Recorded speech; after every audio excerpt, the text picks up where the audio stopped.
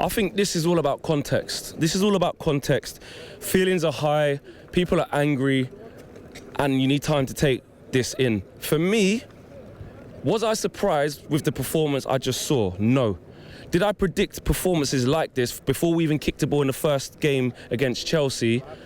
Yes. So from that point of view, I suppose I should be coming out here and not be too angry. And to be fair, I'm kind of not, only because I've come to expect what I've saw today.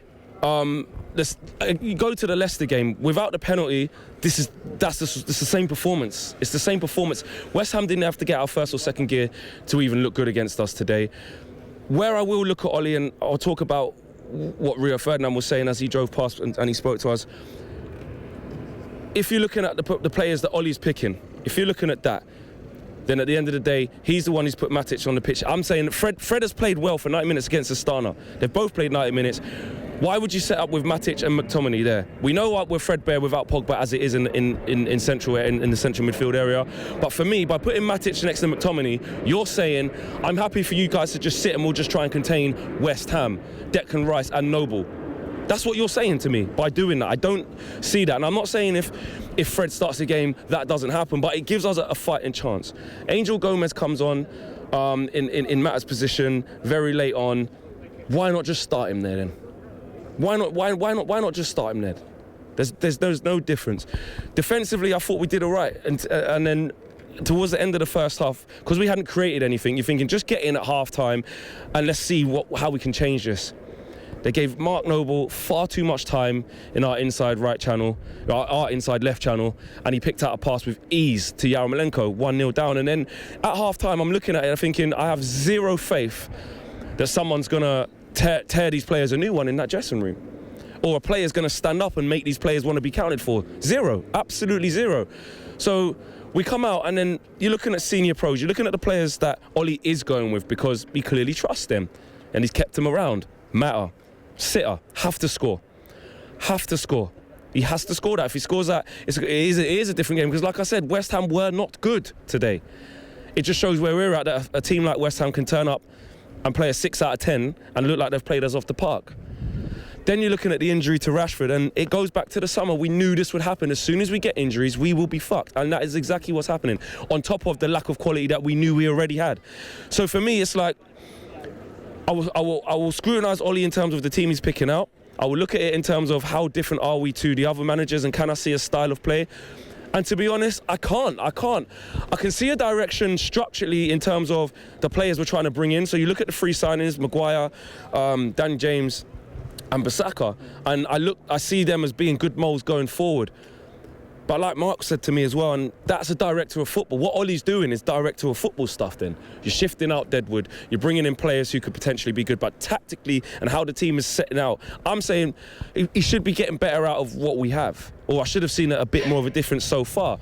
I'm not in the Ollie out camp in terms of make a change now. I feel like that'll be another rebuild, that'll be another process that we need to start. We need to stick at something. And Rio, I do agree with Rio to quite an extent in terms of I predicted we're going to have results like this. We all did. We know what our team is. So we can't be surprised when we see that. We can't.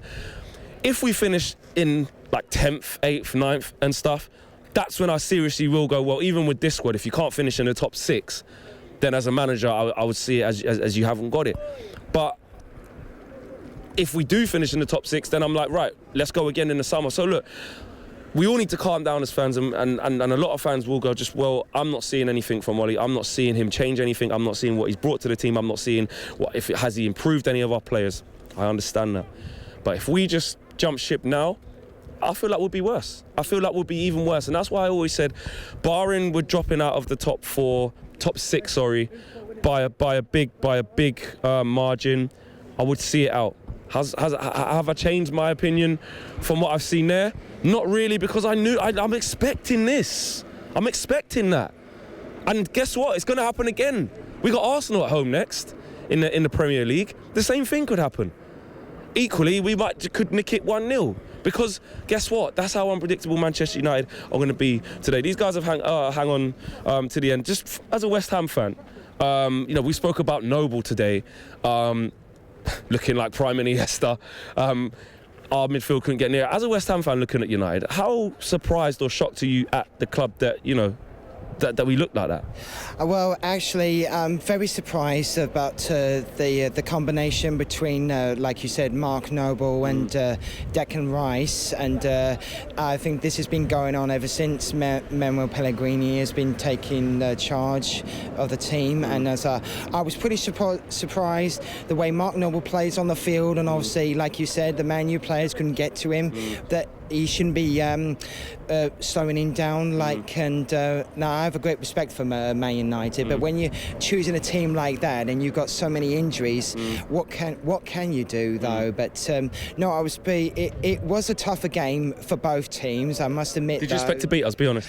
You must have been confident.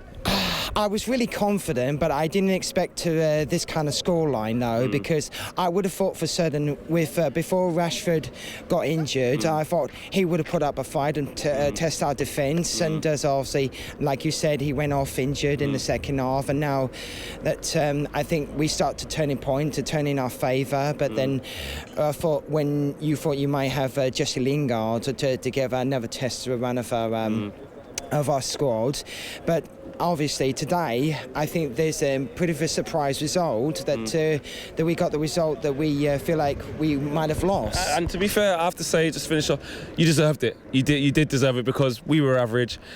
The great strike from Yarmolenko, and look, the free kick as well. We didn't learn from the first one, which he literally just put over the bar as well. I didn't even touch on Ashley Young there. Thank you for talking to us, mate. United fans, first game? Yes, first game from Canada. From Canada. Sorry you had to come and witness that. I mean, where do you stand on the Ollie out thing that you've heard a lot of fan cams say? You've heard a lot of people have their opinion. Where do you stand on that? I think Ollie still deserves a chance, but he needs to do more with the squad. Like, him sitting on the bench throughout most of the game and Mike Phelan being on the touchline does not make sense to me. Why are you getting up in the 88th minute when it's already 2-0? Be on the touchline. Kind of like, who's running this thing? Fix things. Like, tell men's, you need to go here. This needs to be cleaned up, and we need to play better. Can he do that? Can he? Does he possess that ability?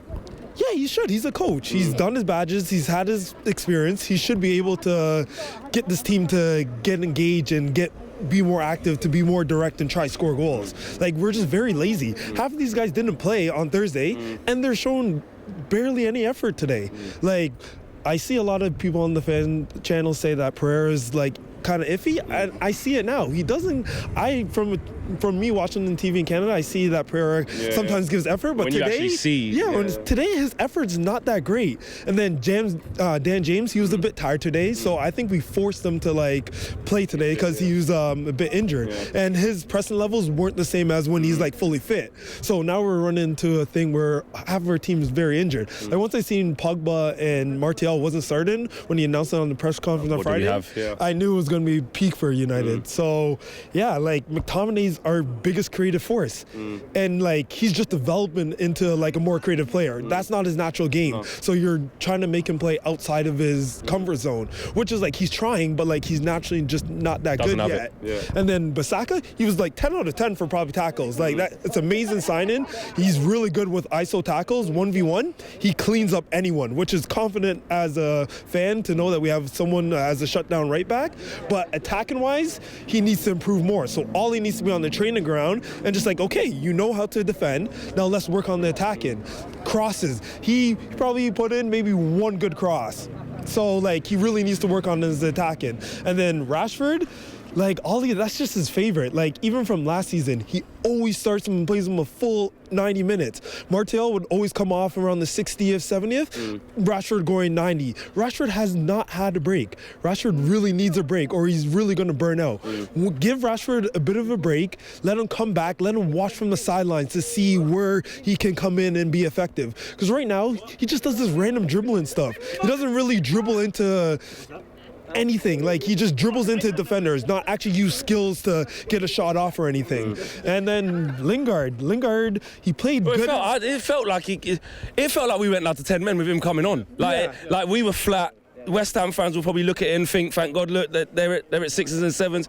That's how bad it was. Lingard went in the top of striker. It was like Lingard and Pereira playing at the top of striker. Like how do we not have a backup striker? Probably it's good that we got money for Lukaku, but we probably should have kept Sanchez. He played decent in the Copa America, and we didn't even give him a chance to like come back. But he was like stealing wages and always faking injuries and stuff. But like I think we should have kept him for depth because it's now we're struggling. To finish off, guys, where are we going to finish this season? I don't even know. Your guess is as good as mine. I don't even know. If we get up to top 6, I think Ollie will still be here. There's no change. There's no consistency. We don't have impact players as well. Players coming off the bench, that's the problem. We just keep on relying on Rashford. I mean, yeah, Lukaku, obviously, he was shit for us, but obviously he's tearing it up in Serie A. He's scoring goals for fun. The thing is, there's no point getting strikers if we don't have a supply for them. There was no creativity. We made Mark Noble look like Pirlo. It was just on the ball. We know what West Ham are about. We know Mark Noble is their go-to guy. He does what he says on the tin. He just spreads the ball about. Neat little passes, 1-2 around the box. No one got close to him. I don't even know what McTominay and fucking Matic were doing. They weren't closing down. I mean, we were playing with 2 defensive midfielders, yet no one was getting to their midfielders, closing down. We were late on the second balls. Everything, literally everything. I mean, I wanted Greenwood to start this match. Apparently he was out with an illness, so we'll see where that happens. Just to finish off, where are we going to finish? I say 7th. If not 7th, probably 8th or 9th. Because if you look at the team, rubbish. And one thing I want to ask you, like, look at West Ham's manager. They got Pellegrini, and we have Ole. Who would you rather have as a coach? Makes the question now, because you're looking at credentials, you're looking at where they are at with their squads and what they're getting out of it. But it's gonna be a long process. Listen, thanks for talking to us, bro. Thank you very much. It's been a terrible day. Listen, West Ham fan, just very, very quickly.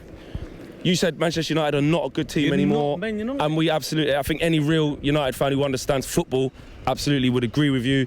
What do you see as a rival fan? Growing up, I celebrated 99. I celebrated as an English fan. Yeah. Now, I go into these games thinking, we're going to beat them. Yeah. It's easy. It's 3 points on the ball. And it was easy. I go into it today thinking we're going to be joint third in the league. Happy days. Can we play you every week? He's right. No, he's right.